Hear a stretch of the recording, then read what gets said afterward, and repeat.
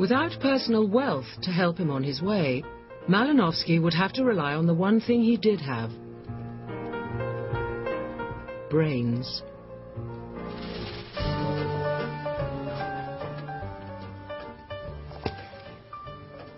I'm determined that I shall be accepted into this aristocracy. And the one thing I have to proffer is my extraordinary intellect. It is this that will make me important. I shall be an eminent scholar. Do you think?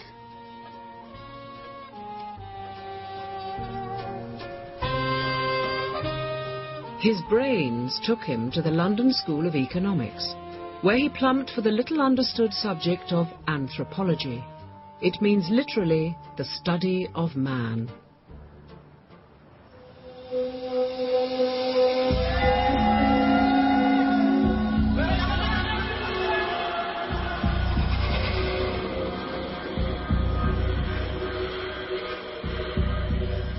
As the British Empire expanded, it encountered a world of mysterious tribes, cannibals, and curious traditions.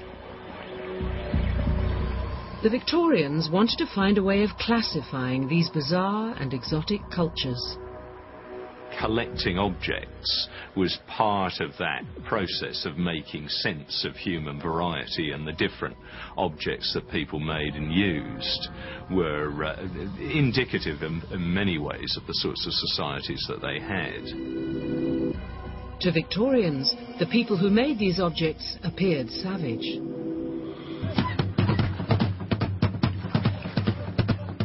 And what's more, these savages performed magic, tattooed their bodies, and even practiced promiscuous sex. Their lifestyle sent decent Victorian folk into a spin of moral panic and terror. In the popular mind, a savage was someone who was at the mercy of their emotions, wasn't fully in control of their rational thought, and therefore was sort of blown hither and thither by changing emotional forms. Right at the heart of the notion of savagery were both sex and violence, basically.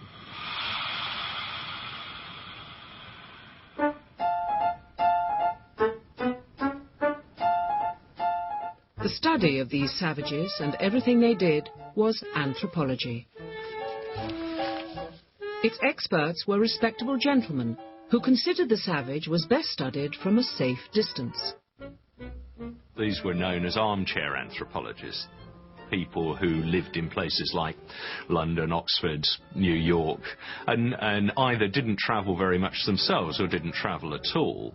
And what they did was, often by writing letters, was to get a whole series of accounts from travellers and colonial officials, missionaries around the world, about the customs of the people that they were in contact with.